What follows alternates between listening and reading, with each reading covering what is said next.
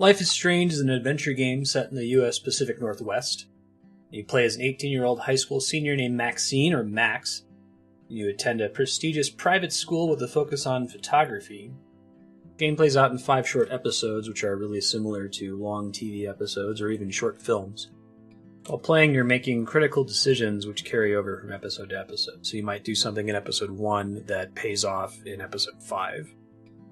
The game never requires dexterity checks from the player and can be completed pretty easily by a non-gamer as like an interactive movie. Now, I don't usually do this for most games, but I'm going to put an early spoiler warning here. If you haven't played Life is Strange before, there's a key mechanic in this game, and I think it works best if it's a total surprise. When I played it, I happened to have no idea it was coming. So take my recommendation now. You should play this game, and stop watching now and go play it. Right, so for the key mechanic, very early in the first half hour or so of gameplay, the main character, Max, gains the ability to rewind time, which undoes the last decision or two and gives the player the ability to choose differently. The rewind ability is almost unlimited. As long as you don't progress to the next decision, you're always free to rewind back and play out the decision consequences as many times as you like.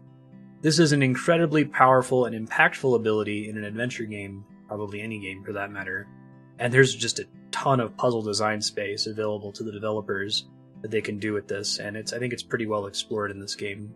It also adds a lot of weight to every decision you make by collapsing the narrative wave function. So I'm going to go on a long tangent here, separate from the setting, because this is the perfect game to talk about it. Bear with me, if you would. I talk about this on stream a lot, but there's a wonderful element of story design that I call narrative uncertainty. When you begin any story, your uncertainty level is maxed out. You don't know anything about the characters, the setting.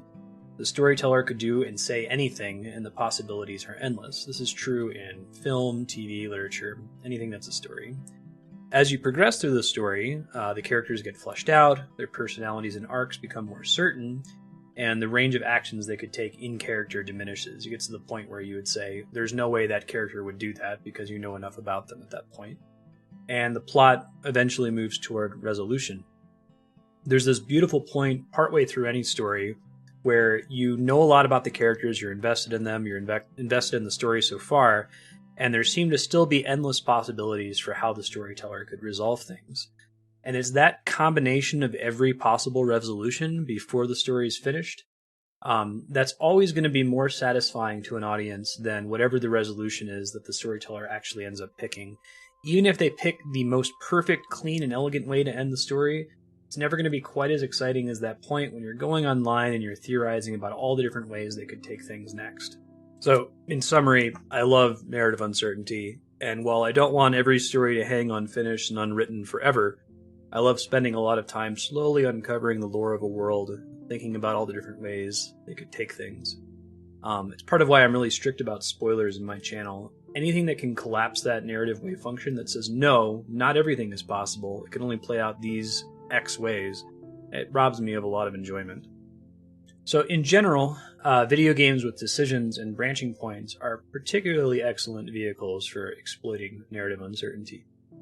Unlike a movie, a TV show, or a book where there's really only ever one way the story can play out, when you make a decision in a game like Mass Effect or Fallout, you're struck wondering, wow, I wonder how this plays out in the case where I made the opposite decision. When you see your choices have consequences later in that game, so long as you don't know what happens in the other playthrough, it feels really weighty and awesome, like the story was tailored just for you.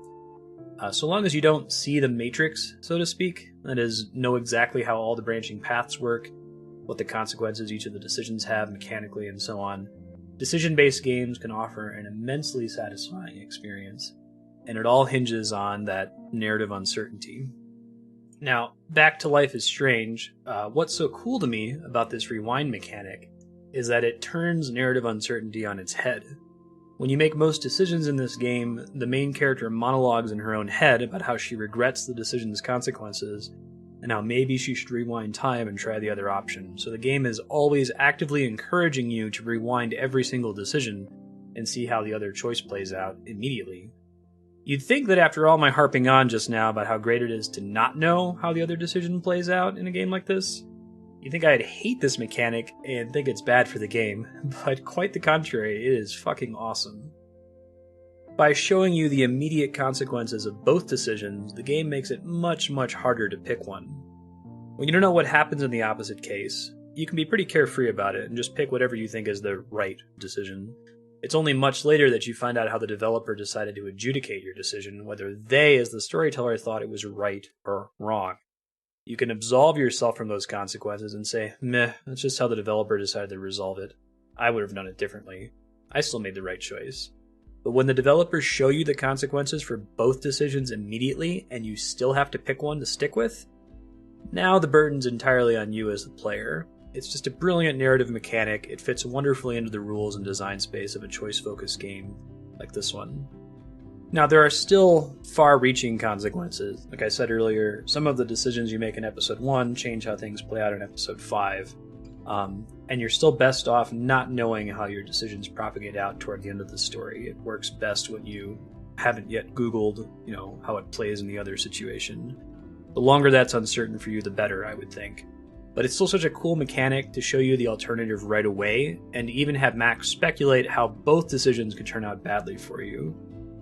If you connect online, Life is Strange will even tell you the rate at which other players made different decisions. So it might say, hey, you picked option A, 75% of players picked option A, and 25% picked option B. It's a really cool idea, because I think the goal of a decision-based game like this is to push as close to parity as possible. If 98% of players are picking option A, it's really not that compelling of a choice, is it? It's really interesting to see these decisions and see which ones they did right, or the ones that are very close to a 50-50 split. Okay, well, I didn't really talk about the setting very much in that spoiler-free description section, but I think the less you know about this game, the better, and I hope that my little tangent gives you an idea of the sort of experience you should expect from this game. Let's go ahead and talk about how a typical 2-hour session of this game should play out. So I would say that this game's episodic format really lends itself to playing through an entire episode in one sitting. A typical episode is between 2.5, 4 hours long, depending on how much exploration you do. So I'd argue that you should set aside the full 4 hours when you play this game, even if you might beat it a little bit sooner. The episodes work really well when you play them in one sitting. They tend to end with some kind of cliffhanger, like a TV show. And it's even better if you leave a bit of a gap between each one.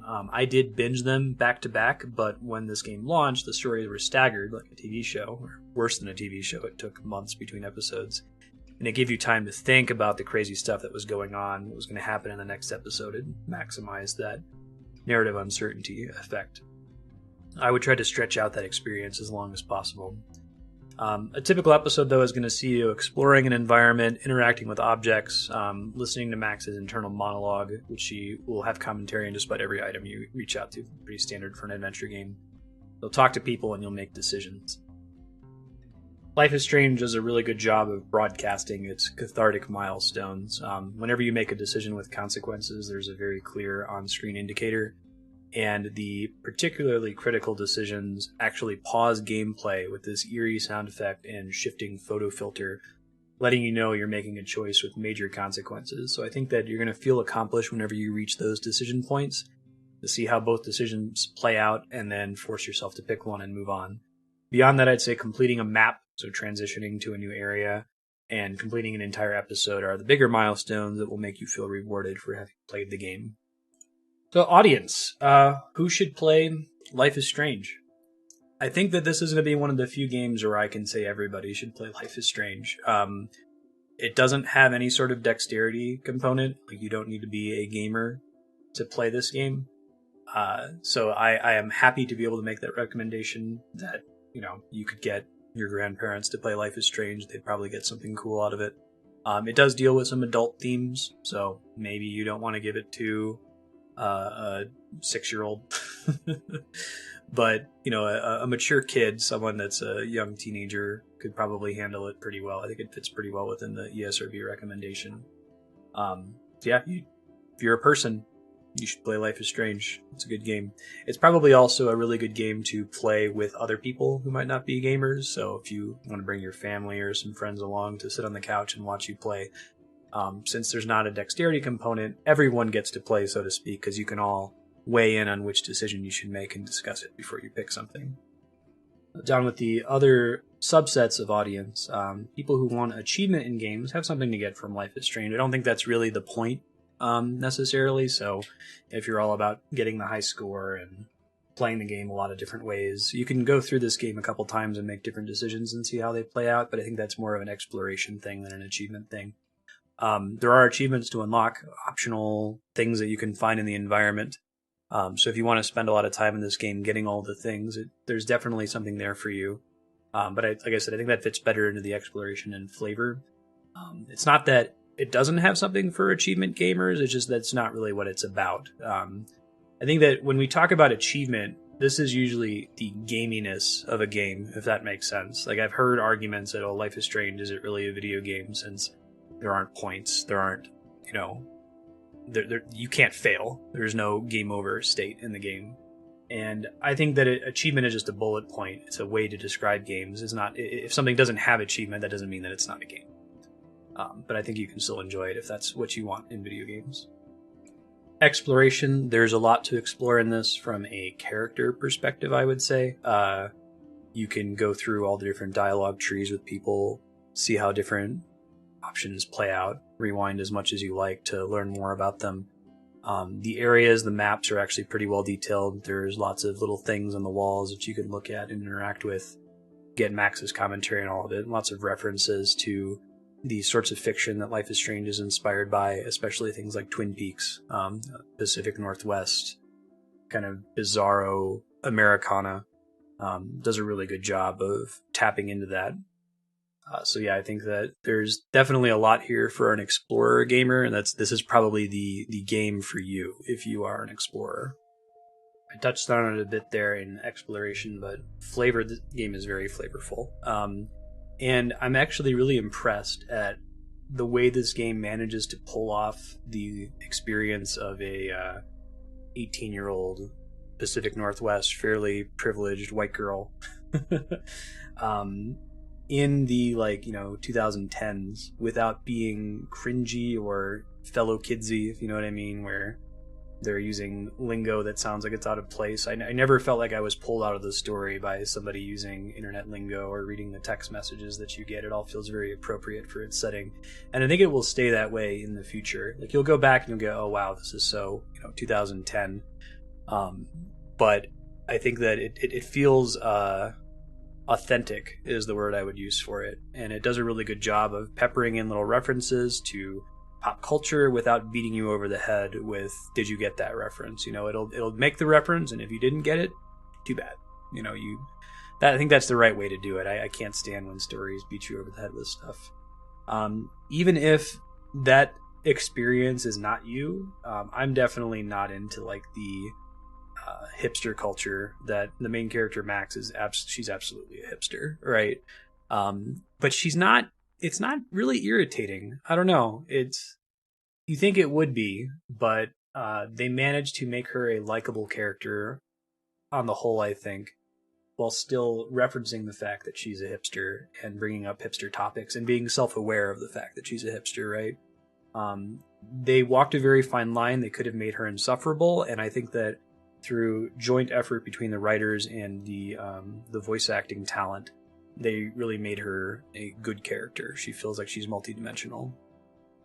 So I've already talked at length on the mechanic side of things about the key mechanic, the rewind mechanic, and I just have to say that just about everything about this is done really well. There's a good visual effect for it. There's a good indicator. The game tells you when you've made a decision with a key consequence so that you can step it back. It shows you key points. There's like a little spiral on the screen, and it shows you points that you can rewind to. When you're replaying scenes for the second time, you fast forward through them. Maybe it would be nice to be able to fast forward a little bit more quickly in certain situations, especially when there's a fairly deep decision in a long tree that you have to get to. But at the end of the day, the game's short enough that the amount of fast forward they provide is good enough. I think the game is pretty tight as far as walking around and interacting with things. You just kind of have to point your camera at stuff to find it. It's pretty easy, and things stand out. They did a good job with the UI and helping you to figure out whether something can be interacted with. There's only really a couple sequences of the game where, because of the mechanics, it's not entirely clear what you're supposed to do. There's a part where you have to hunt for a certain number of objects. You have to get something like 5 objects. And that's probably the only part in the entire game where you might get stuck for a bit. And I think that's just a function of the mechanical design being very tight, well done, that you generally know where you're supposed to go next and what you're supposed to do next. And it's good at limiting you so that you aren't stuck wondering, what do they want me to do? And I think that's a cool feature of a modern adventure game. I think this game should be the standard for modern adventure games, mechanically. Because the problem with classical adventure games, I should say, is you often get stuck wondering, I've got all these keys, what keyholes do I put them in? Well, this game removes the keys. You don't really have an inventory. You might temporarily have an item, but you use that item immediately. So I don't think there's ever the you searching through and trying every key and every keyhole problem. And there's not there's some obtuse thing that the developer wants me to do. Let me figure out what it is. You never find yourself in that situation. I think there could be an argument to be made that by removing the obtuse stuff and the keyring stuff, the player gets fewer aha moments. But I think it's less of a puzzle game in that respect. And when there are puzzles, it's typically involving that key rewind mechanic to do something novel, rather than trying to find the right fish to put in the door to get the door to open. You know what I mean? On the style polish side of the equation, this game is remarkably stylish and incredibly polished, which surprises me as an Unreal Engine game. You can kind of see the matrix of an Unreal game. And there are some points where you see some stock character animations, like see this animation where we zoom out while somebody crosses their arm. It's pretty standard. But other than that, they did a really good job of making a unique, flavorful-looking game in an existing engine that's not really tailored for adventure games. The UI is very pretty. There's some nice sound effects that accompany most of the decisions you make. There's a lot of things inspired by photography, since the main character is a photographer. I really like the way it highlights things for you to interact with. There's this kind of cool chalk outline that's animated that draws your attention to things and shows you buttons you can press to interact with them. This game it's great when it comes to the polished side. I don't think I really encountered any bugs or situations where I felt like the developers really should have changed something. And while the game isn't photorealistic, it has its own style that I think will make it timeless. Like, I think you could play Life is Strange in 30 years and it will look and play fine. There's a lot of handouts that you can find, like art objects, maybe a poster on the wall or a picture, and usually when you look at them, there's this stylized view where it kind of looks like it was drawn with markers. I think that's a really cool, unique idea. So for hype, is this a hype-filled game? I would say absolutely yes, especially when it first came out. If you go back and look at web forums like the Life is Strange subreddit, and you look at posts from when each individual episode came out, when they were still staggered, people were getting online and they were really excited at the end of each episode to theorize about what's coming up next, to look for plants in the story, just like they would with a traditional TV show like Game of Thrones or Westworld or something like that. But I think that even now, with the game in its completed state, viewers and folks out there want to see other people play through this game. They want to watch it live on Twitch. They want to watch recorded videos on YouTube. They're excited about seeing how other people respond to the story and which decisions they make and their rationale for making those decisions along the way. So yeah, I think that if that's what draws you to games, if it's the hype factor, then Life is Strange is a game you should play. And it's a game you should probably get your friends and family to play, since in general, you don't really need to be a gamer in order to handle this. You could probably get someone who just sits down next to you and watches you play for 10, 20 minutes and be like, wow, that's cool. I want to try that. So out of audience and into importance and strength. First of all, do I think that Life is Strange is an important game? And I guess the jury's still out because it came out fairly recently, and it's not the first modern adventure game. There are other companies, especially Telltale, that are putting out adventure games that are very decision-focused rather than key-to-keyhole focused, like old school adventure point-and-click games from the 90s. But I do think that it has a lot of ideas that will influence the adventure genre. I think that anyone who's a fan of this genre is probably going to play this game. You know, people who are developers will have played Life is Strange, and they will take inspiration from it. The rewind mechanic is brilliant for the way this game is constructed, but it's also very closely tied into the game's story. So I'm not sure you would want to just include a rewind mechanic in every adventure game going forward. I don't think it makes sense because it fits so well into the flavor, into the puzzle design of this game. But basically having something that is both flavorful and mechanically prevents or removes the reason to ever have to save scum, right? You can always go back and check the previous decision with this mechanic, and finding other ways to include that maybe don't need Life is Strange's flavor will be interesting in future games going forward. I already talked about strengths in general in the audience section, but just reiterating that the core mechanic is brilliant and by itself has so much design space in the game for puzzles. It resolves a lot of the issues with decision-based games, and that you can see both of the consequences for your choices without having to do multiple playthroughs. It resolves issues with forgetting what a character just said and having to go back and listen to them say it again. That alone, that key mechanic just propagates through the rest of the game and makes everything work brilliantly. And it's almost too bad that it's such a flavorful, specific to this universe mechanic, because I'd like to see it in more adventure games in the future, and I either kind of have to stretch to fit it in. As far as opportunities, I don't have really any non-spoiler opportunities. I mentioned earlier that there's a segment in this game where you kind of have to hunt for items in a area that's full of junk, and that feels frustrating because it's the first time you might get stuck, as the rest of the game doesn't really put you in that sort of situation. But it's not, I mean, it's a single scene in a longer game, and it doesn't really detract from the experience. It's just one of those situations where the whole game is so good that when something is bad, it stands out more. I can't really think of anything off the top of my head that really needs to improve about Life is Strange. I think it's pretty great and pretty perfect as it is. All right, so here's our spoiler divider. If you haven't played Life is Strange, you should have bounced already, but if for whatever reason you decided to stick around, now's your chance to bounce again, because we're going to talk about major story events that happen in the later episodes. So, see you soon. And we're back. So, standout moments, parts of the games that really stuck with me, resonated with me, will be in my mind when I think of this game in the future. The really big one for me is there's a scene in episode 2 where your friend, who has been struggling with depression and suicidal thoughts for reasons that we don't need to go into, commits suicide. She goes to jump off the roof. And as you approach her, as you see her fall, you immediately use your time travel powers and rewind the event. And you push yourself beyond your normal limits in order to get on the roof to try to talk her down. And because of that, your time travel ability is temporarily suspended, which is brilliant. It's part of the design space of having time travel in the first place, that maybe there's a time when you can't do it. And it could be very frustrating to a player that they would take this power away from you. But the game does an excellent job all throughout episode 2 of establishing the idea that Max's powers are not unlimited, that bad things could happen if she uses them too much.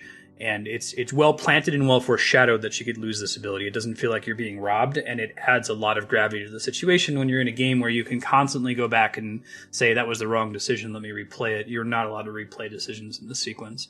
The way I played this scene, specifically on stream, I think was probably the correct way for the story to play out. I have seen my wife Andrea successfully save this girl from committing suicide, and the rest of the playthrough doesn't change significantly from there. There's just little notes about her still being around. But there's an atmosphere of sadness starting in episode 3 that I think only really makes sense if Kate did in fact kill herself. So what happens is she asks you a series of questions and you have to respond correctly. And whenever you respond incorrectly, she moves closer to the ledge and you can't use your time travel powers. And a lot of the questions have to do with you paying attention to her through the game up to this point. So, when you were talking to her in her room, when you were reading things from her family members, the game doesn't give you clues about what you've already read. It's just a question, were you paying attention to her and do you remember? And when I was playing it on stream, I legit forgot something about her character, like which of her family members she was closest to. And I could have asked chat which one was it, and I think chat was trying to tell me, but I wasn't looking at it, thankfully. And I picked the wrong person, and she's like, you don't really know me, and she jumped. And I thought it was it was like, am I really her friend? Like, have I been doing all these nice things for her throughout this chapter, because I'm really interested in her character and I care about her and I remember facts about her? Or is it because it's a video game and I'm trying to do all the tasks that are in the video game? So this played out very well, specifically for me in my playthrough, because I screwed up and I felt the weight of me screwing up. Like, it was because I failed to remember this key fact about her that she killed herself, and it wasn't because the game was a jerk. It was entirely on me, and that felt really weighty at the time. The end of episode 3 is another great moment where we explore Max's powers further and find that if she looks at a photograph, she's able to travel back to the point of that photograph, and she uses this power, perhaps irresponsibly, to go back to the point where her best friend's father died, which set her on a really negative life path. So you go back and you change the past, and the episode ends with you finding out that change of the past has propagated, and in a very bad way. I think the title of the episode is Chaos Theory. Propagated in a bad way, and your friend is now paralyzed and dying. So this key plant that, maybe time travel's not a good thing. Maybe we don't want to go back and constantly change what's happening, especially going that far back in time, is pretty cool. And the chapter that plays out after that, where you're with your paralyzed, dying friend, and you're forced to make decisions which ultimately aren't going to impact the main timeline, because you're eventually going to revert to the main timeline, but still are very weighty at the time. Like, your friend is tired of living and is in extreme pain and is going to die eventually. Do you euthanize her? Probably could only really work in an alternate timeline and still have the next episode play out normally. Very emotional, very well executed. I really believe the story, and the voice actress for your friend Chloe is pretty amazing, because she's been playing a very different character up to this point, and she completely shifts gears after you get to this alternate timeline. The end of episode 4 is really cool. It's the twist. It reveals who the villain has been this whole time in this Twin Peaks-esque story. And the game was really good about foreshadowing it from the very beginning. I didn't suspect it in the very beginning, but in this episode, there's a lot of narrative cinematography tricks that tip you off about 20 minutes before the reveal happens that Mr. Jefferson, your photography teacher, is the bad guy. He's the serial killer. And the cool thing about this to me is that I love games that have twists where you start to suspect the twist right before it's actually revealed. I think that means that they've done things well. It's a razor's edge you're walking on when you do a twist like this. You either make it so obvious that people roll their eyes and say, oh my god, it was sort of obvious. Or you make it so obscure that it just feels random when it comes out. It's like, you just made that up on the spot, dudes. But this one, like, you start to suspect it right before it happens, and when it does happen, you're like, oh, okay, yeah, that makes sense with everything I've seen so far. It's the right way to do a twist like that. And then there's a segment partway into episode 5 that's like, it's like this game's long hallway. That's just this weird, trippy hallucination that Max is going through in the shattered timelines that she's been through so far. It's kind of like a nightmare sequence. If you've seen those in other games, it does a lot of fourth wall breaking. It plays around with the game's UI, just going into your journal. Things are very different when you get into this chapter, and I love games that pull shit like this. It's a very Hideo Kojima sequence in the game, because it uses a lot of that design space and turns it upside down in order to tell a different story in this segment. And then finally, the end of the game, where you're tasked with, in order to stop all this awful stuff that's happening to the town that you live in, you have to go back in time to the very first decision you make and not make that decision, not exert your time travel powers. I called that immediately when that decision happened. That was the first thing I called in the very first episode. So it felt good to call it, but my point is that that's a satisfying conclusion to a story that is difficult to resolve in a satisfying way. Time travel stories, it feels good when you loop back on itself, and I think it's definitely drawing on Donnie Darko in this case. There's a lot of other Donnie Darko-esque things that happen in this game. But you almost need to do something like that in a time travel focused story where you're creating additional timelines. The final chapter starts to get pretty convoluted as you keep going back and back and back and back and creating these different realities constantly. So that's part of why I think hitting the reset button is one of the only ways you can really end that story in a way that doesn't feel weird or off, which leads me into the opportunities a little bit. So while no spoilers, I don't think there's any opportunities for this game. It's basically perfect. I would say that episode 5, despite having some really cool sequences, is probably the weakest overall, just because it lacks focus, and that might be intentional. It might be that shit's starting to get really bad for Max, and she's just using her power really aggressively. And you think she would do that? That makes sense. But it kind of feels like you're jumping from timeline to timeline, and each time that happens, you're like, well, I'm just going to leave this timeline eventually anyway. Why do I care about any of these characters? Even though there's this urgency, you don't have the intimacy that you had with your friend Chloe when you're making a decision whether or not to euthanize her, right? That felt really good because it was a single focus of an entire episode, and you were very close with this character. But this one just keeps jumping around so much that it's hard to take anything that's happening seriously.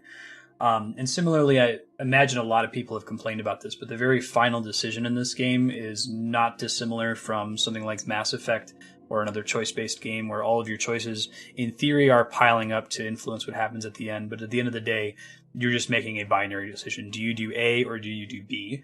And in my opinion, one of those decisions makes sense from a narrative perspective, and that's to rewind time and undo your first decision, which was using your rewind ability to save your friend from getting shot.